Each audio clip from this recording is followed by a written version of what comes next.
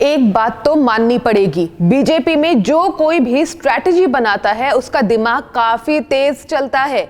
जब एक तरफ पंजाब और हरियाणा के किसान आंदोलन पर बैठे हैं तो दूसरी तरफ प्रधानमंत्री मोदी का गुरुद्वारा जाना कहीं ना कहीं नाराज पंजाबियों को मनाने की एक कोशिश मान सकते हैं।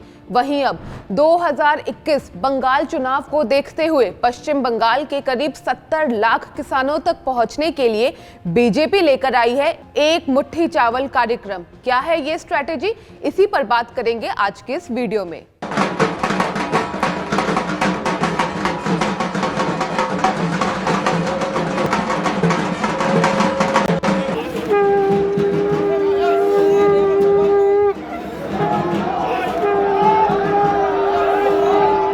दरअसल इसके तहत बीजेपी के कार्यकर्ता किसानों के घर जाकर उनसे एक मुट्ठी चावल लेंगे। ये कार्यक्रम 24 जनवरी तक चलेगा। उसके बाद इस चावल से 25 से 30 जनवरी तक कम्युनिटी किचन चलाया जाएगा और इस कम्युनिटी किचन के जरिए गरीबों को खाना दिया जाएगा। आप समझ रहे हैं किस तरह इसके जरिए बीजेपी बंगाल के तमाम लोगों के साथ भी कनेक्ट हो पाएगी। जिसने भी ये योजना प्लान की है 2021 चुनावों को देखते हुए, उसके लिए तालियां तो बनती ही हैं।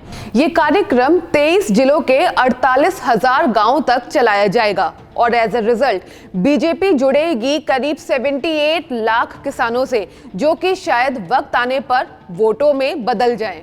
अब चूंकि किसानों की बात हो रही है तो जाहिर है कि नए कृषि कानून की भी बात होगी ही। इस पूरे कार्यक्रम के दौरान बीजेपी किसानों को नए कृषि कानून से होने वाले फायदों के बारे में भी जानकारी देगी। मतलब साफ है कि इसके जरिए बीजेपी कृषि कानूनों पर एक सकारात्मक माहौल भी बनाने की कोशिश कर रही है, क्योंकि अभी तक इस कानून को लेकर हो रहे प्रोटेस्ट की वजह से सरकार की काफी भद पिट चुकी है। इस कार्यक्रम के रिबन कटाई समारोह यानी कि इनॉग्रेशन के लिए बीजेपी के राष्ट्रीय अध्यक्ष जेपी नड्डा पश्चिम बंगाल के बर्धमान पहुंचे। अब आपके मन में भी सवाल होगा कि बर्धमान ही क्यों? तो दरअसल पश्चिम बंगाल के बर्धमान जिले को दुनिया में धान का कटोरा माना गया है और अब यहीं से एक मुट्ठी चावल योजना के जरिए बीजेपी बंगाल पर अपनी पकड़ बनाना चाहती है। अब बात करते हैं कि इस योजना पर बाकी पार्टियों का क्या कहना है। तो भाई टीएमसी तो बीजेपी के एक मुट्ठी चावल कार्यक्रम को ज्यादा भाव दे नहीं रही है, उल्टा सवाल कर पूछ रही है कि दिल्ली बॉर्डर पर बैठे किसानों के बारे में बीजेपी कब सोचेगी। खैर एक बात तो साफ है कि बीजेपी ने बंगाल चुनावों में अपनी सारी ताकत झोंक दी है। पिछले महीने भी जेपी नड्डा बंगाल के दौरे पर थे, लेकिन उस दौरान उनके काफिले पर हमला किया गया था।